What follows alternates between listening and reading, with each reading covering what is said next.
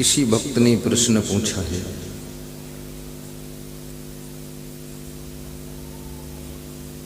जिनको सुख की इच्छा है, जो सुख चाहते हैं,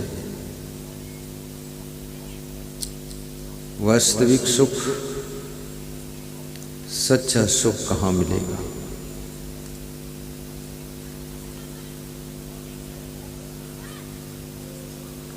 सदगुरु कबीर साहब कहते हैं,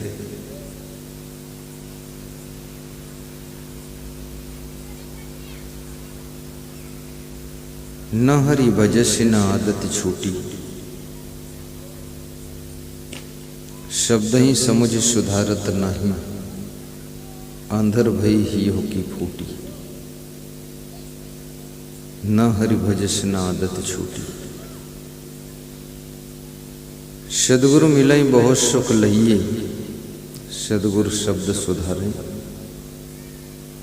कहें कबीर ते सदा सुखी है, जे यह पद ही विचार।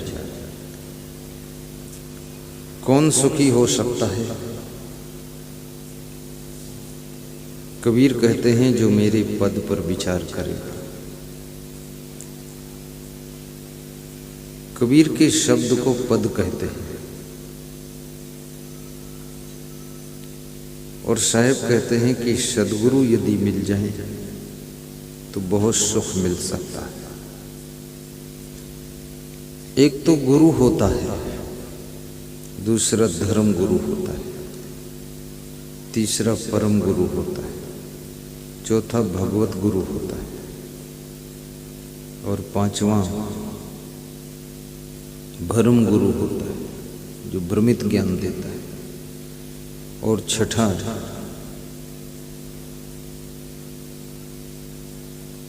शिक्षा गुरु होता है और सातवां सदगुरु होता है। प्राय लोगों को गुरु ही नहीं मिलता है, गुरु की शुरुआत ही नहीं होती है। जो शिक्षक आपको शिक्षा देता है, वो शिक्षक भी मानता है कि तुम हमारे शिष्य हो और मैं तुम्हारा गुरु।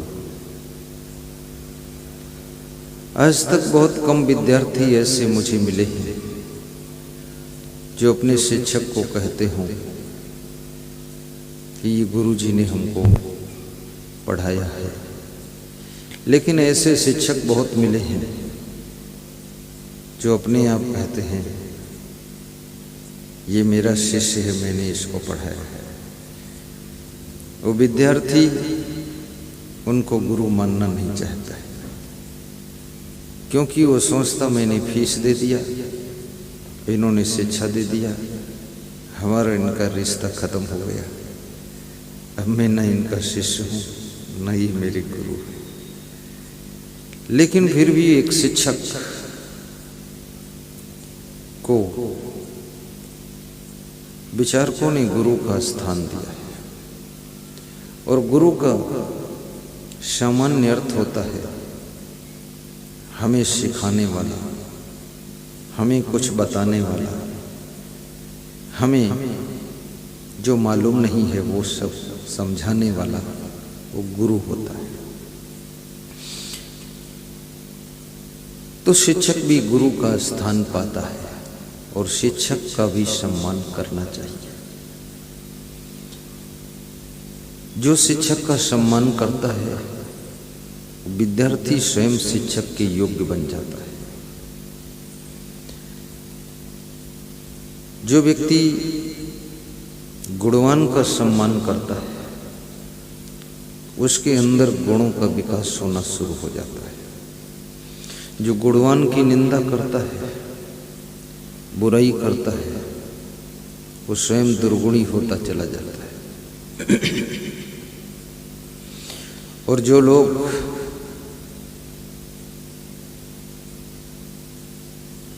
बुद्धिमान की निंदा करते हैं, वे स्वयं बुद्धू रह जाते हैं। इसलिए बुद्धिमान की निंदा नहीं करना चाहिए। विद्वान की निंदा करने वाले लोग विद्वता से वंचित रह जाते हैं जिस चीज को तुम पाना चाहते हो उसके प्रति आपको निष्ठा जागृत करनी पड़ेगी, उसके प्रति प्रेम पैदा करना पड़ेगा। धनवान की निंदा करने वाले लोग धनहीन रह जाते हैं, गुणवान की निंदा करने वाले गुणहीन हो जाते हैं, विद्वान की निंदा बुराई करने वाले लोग विद्याहीन हो जाते हैं।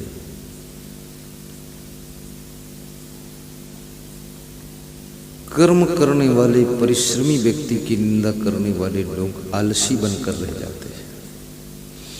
कई बार देखा जाता है जो अधिक मेहनत करता है उसकी वो लोग निंदा करते हैं जो आलसी होते हैं। वे कहते हैं कि रात दिन बैल की तरह जुटे रहते हैं, रात दिन गधे की तरह ढो रहे हैं, कुछ न कुछ ऐसे शब्द बोलते हैं जिससे तुम्हारा मनोबल डाउन हो जाए। लेकिन विचारकों ने कहा है कि परिश्रम विकास की चाबी है, परिश्रम सफलता की कुंजी है। संयम का पथ सम्मान का द्वार खोलता है। नियम की राह पर चलने वाला व्यक्ति का मन कभी भटकता नहीं।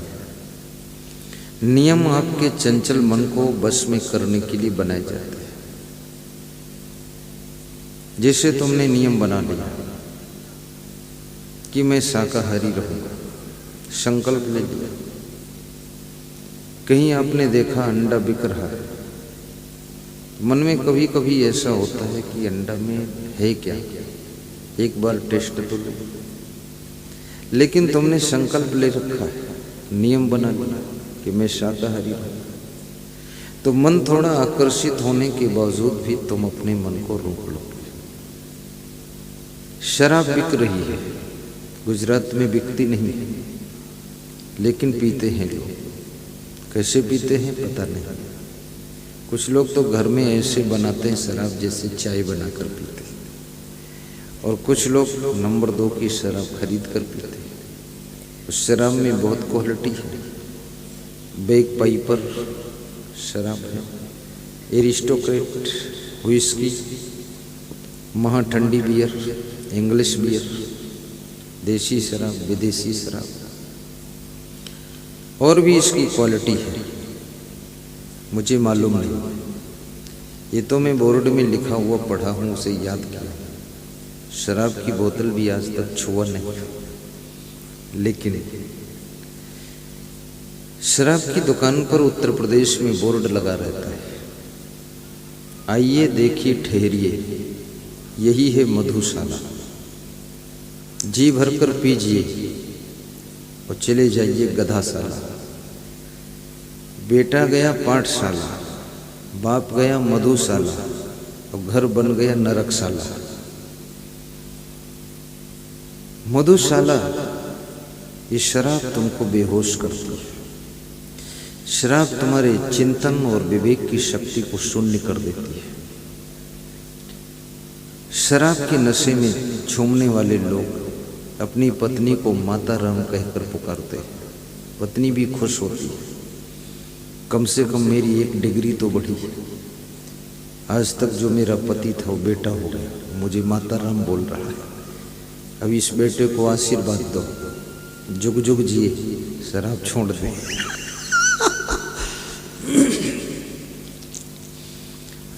शराबियों ने गीत भी बनाए हैं, झूम शराबी झूम। शराब पी करके ना झूमो तो भी नशा है, अब झूमोगे क्यों? और शराब के नशे में लोग गालियां भी बकते, मारपीट करते, धक्का मुक्की करते, उल्टी पल्टी बात करते। और शराब का नशा उतरता है तब कहते हैं कि मैंने तो कुछ कहा ही नहीं, मुझे तो कुछ पता ही नहीं।